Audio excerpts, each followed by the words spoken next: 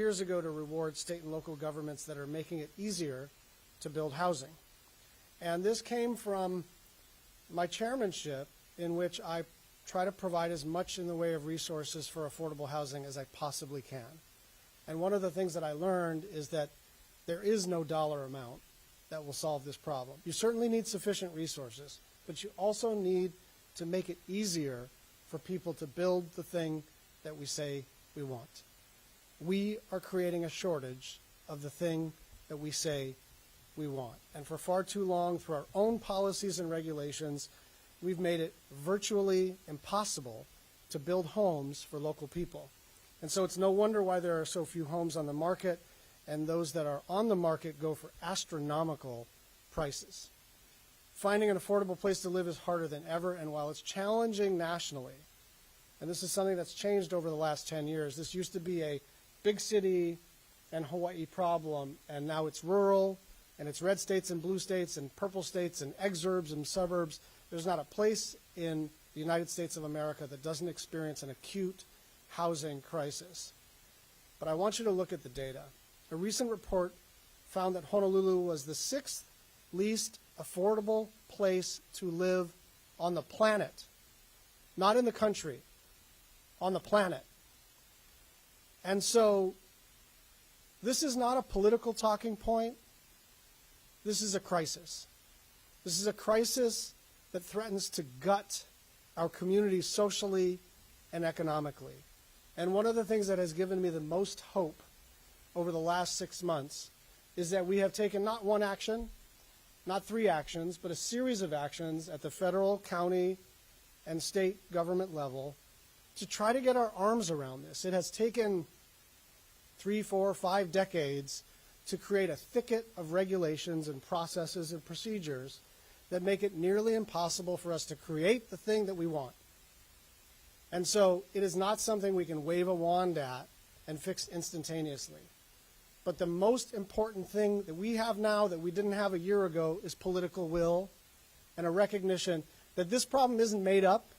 This problem isn't a talking point. This is a problem that if you consult the data, you will see exists. We are the 6th most expensive place to try to afford to live on the globe. So this is not about partisanship. This is not about factions in the legislature. This is not even about communities versus communities. This is about a very basic question, which is, are we going to allow our kids and our grandkids and our cousins and our neighbors to be able to make the math work? It is so hard to afford to live in Hawaii between utilities and gas and groceries, but the biggest cost driver for anybody is either your rent or your mortgage. And this is not a problem that is unsolvable. This is a problem that is solvable, and the way to solve this problem is to create the thing that we all say we want. And this grant will help us to do that. And I want to thank everybody for being involved in this, and I am so pleased about the partnership that we have with the Department of Housing and Urban Development, and it is my great honor and pleasure to introduce Jason Poo from HUD.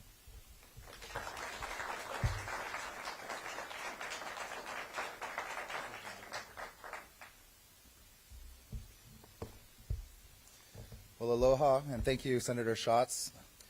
I am Jason Poo, HUD Regional Administrator for the region, and I'm just really thrilled to be here today to help celebrate this grant award for the state of Hawaii. President Biden and Vice President Harris have made historic investments in affordable housing because it is essential to people's lives, as the governor and senator have noted.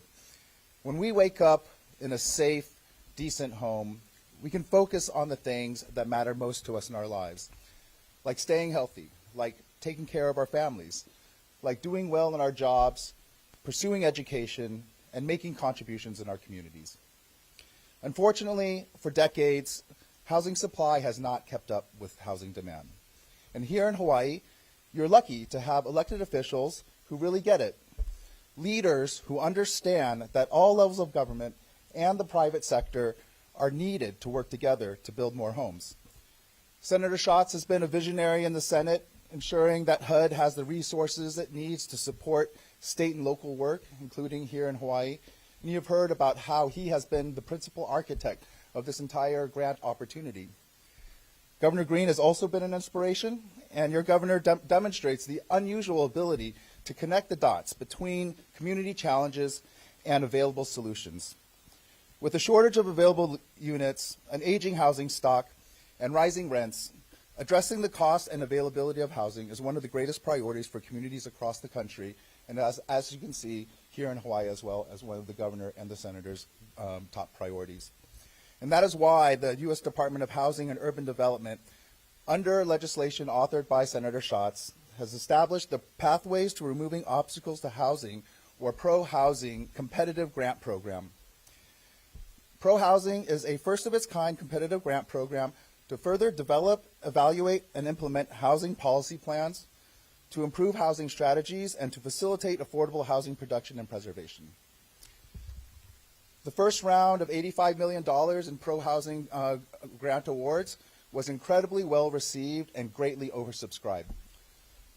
HUD received more than 175 applications from 47 states and territories, and we were only able to make 21 awards across the country in this round. For every $1 available in funding, $13 was requested in applications. So states and local communities told us about the barriers that they identified from locally led processes, including those here in the state of Hawaii.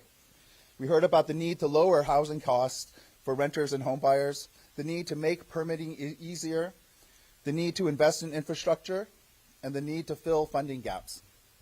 Among this steep competition, the state of Hawaii's application stood out among all these other applicants. You don't just have big challenges here in affordable housing, but you also have work that you've been doing for a long time, wins under your belt, and also big ideas about what's to come. And so that's why I am thrilled to be able to announce that HUD will award over $6.6 million in pro-housing funding to the state of Hawaii. This funding will build upon the impressive work the state has already done to advance housing supply through land use reform, transit-oriented development, investments in affordable housing, and assistance to low-income home buyers. It's this kind of catalytic investment that HUD plans to award in round two of this program as well. So, since Hawaii will need about 50,000 new units by 2025 to meet the housing demand, we certainly encourage the state of Hawaii to also apply in round two.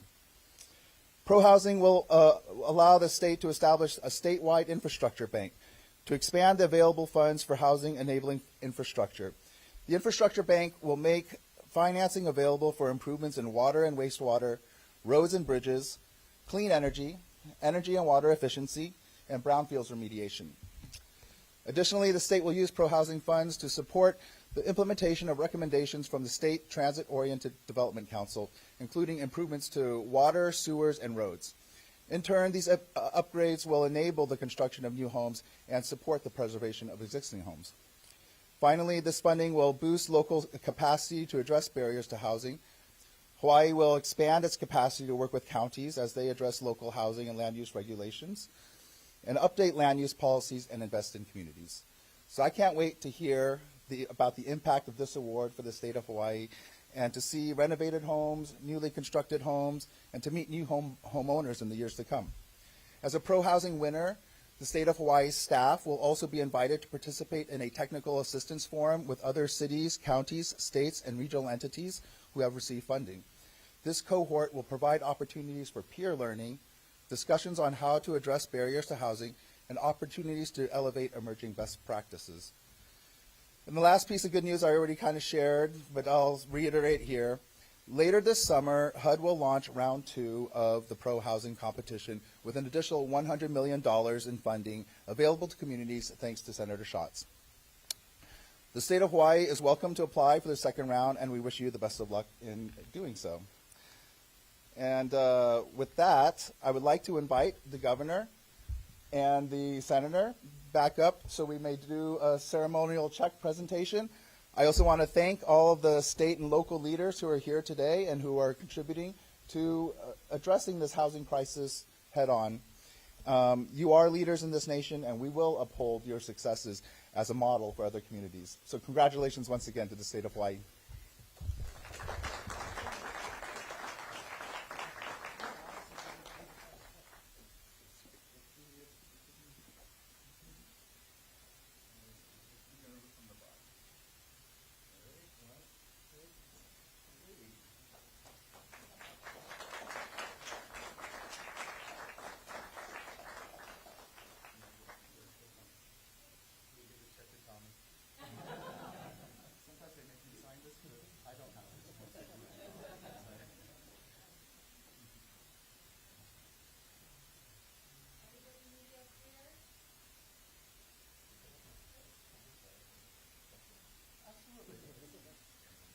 And thank you to Senator Schatz for his, diehard support for the work that your office does in DC. Answer questions from like that. Yes. At this time, we will take questions from the chair for the first interview. What color is it? The first one is, can you please tell me if you people in the some of the issues that you housing and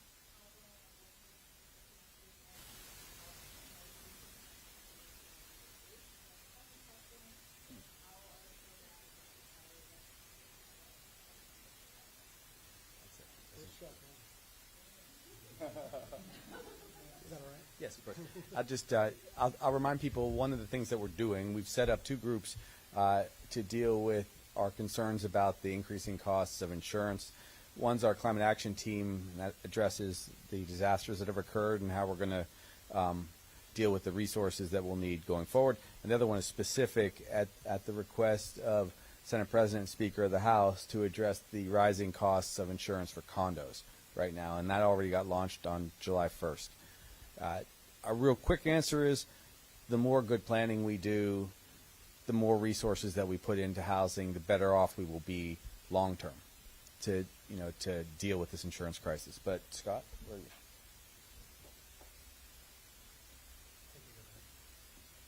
Aloha, Scott Glenn, Senior Advisor, Federal Affairs, Climate and Housing for Governor.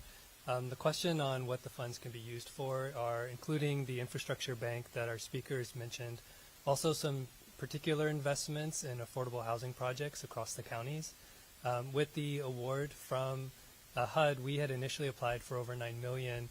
We received 6.6. We were thankful to have received that, one of the most in the country. And so we'll be reassessing what we had initially proposed and working with HUD to refine what will actually get funded based on the funds received. Thank you.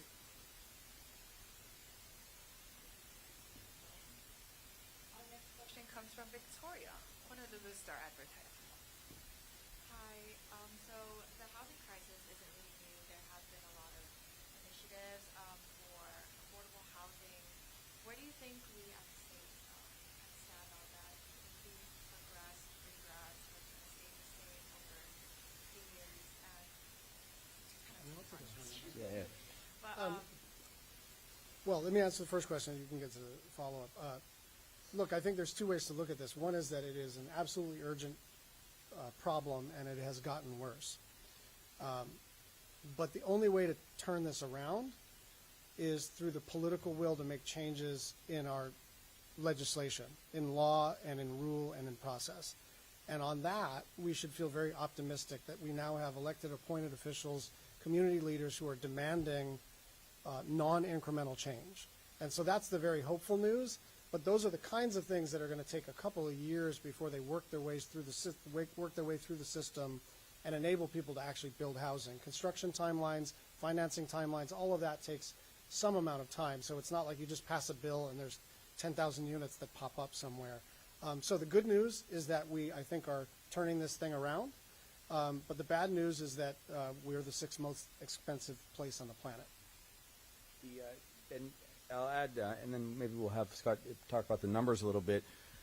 For instance, I was on Big Island yesterday. They've teed up 8,100 units that are in the process of being built now, and they're getting similar successes here. We've been going to groundbreaking after groundbreaking here on Oahu because so much attention and resources has been put into this by the council and the mayor on Oahu, and I think I could say that about each county. Also, we authorized 10,800 units for public housing, which that was an announcement a while back. And the legislation that you saw was pretty big about a month ago, and that's that you can have 2 ADUs per property as long as they meet the standards of the county councils. So that's part of the future. You know, a lot of people are living in more modest, small houses as they start off their lives, and we're trying to meet that future. That was a big change, and frankly, it's going to be very important on Maui because, as you all know, we've authorized 1,044 units to replace in transition those houses that burned down, and we've got 6,000 total houses in the pipeline over there, which are going to be really necessary given what was lost. So most of our activities as far as priorities are going towards housing at the moment, just because it's that important. Do you have more numbers, Scott, or that's all right? Please, yes.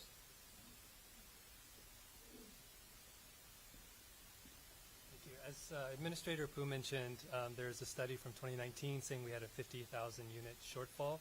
We're currently doing research to see where we stand with respect to that number. But I can tell you that as of this month, we have over 60,000 affordable housing units in the pipeline being planned across the state to be built over the next decade. And in the next couple years, we have at least 13,000 affordable housing units on their way. And that's a floor. So that's not counting all the market rate units that are out there. Thank you. I'll just add that earlier today I also had an opportunity to meet with the governor's housing cabinet, Scott and Lindsay as well. And I was really impressed with the work that everyone here is doing to address this housing crisis. This particular award will help the state establish an infrastructure bank, which will then go on to create financing, you know, hopefully millions and billions of dollars worth of financing to be able to build the housing enabling infrastructure that is so sorely needed here on Oahu and throughout the state. It'll also enable the ability to work with counties in addressing permitting and other issues that slow down the process, something that Senator Schatz also mentioned that's been part of the reason these layers and layers of regulation that have built up over time have made it so difficult to build. So that's why we think this investment, this grant, will be catalytic, will be transformative for the state. And that's why we're proud to be able to make it in what was, as I mentioned, a very, very highly competitive round. With only 21 awards out of 175 applications around the country, then it was clear that this type of investment is what we sorely need in order to be able to meet the demands and the challenges that are faced. Follow-up question, Victoria, how to boost our advertising. So, next question. So this award, what's like an immediate effect or impact that you hope to see out of this big study?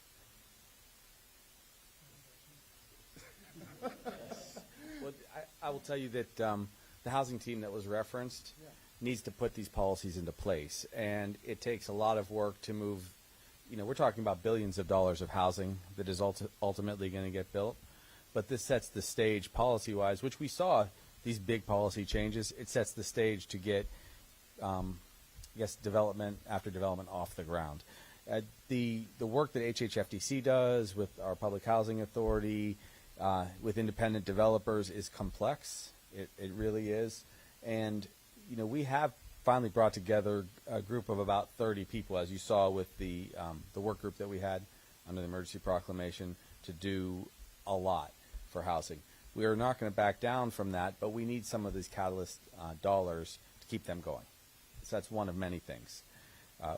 I won't cash this check personally. I will hand it over to our housing leaders.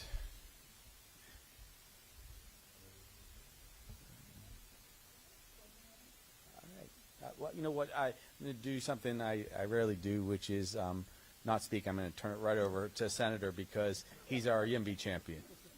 Well, thank you, Governor. Thank you to the HUD team. Thanks to Jason. I want to thank everybody in this room for caring about this issue. Look, housing is the economic challenge of this generation, and we are all stepping up together. This is going to be hard. This is going to be contentious. We're going to have a few arguments along the way. We're going to have some difficulty along the way. Not everything is going to go perfectly. But I do want people in Hawaii to understand that the political leadership understands the urgency of the housing crisis, and that we understand that we simply need more housing for everybody. Thank you.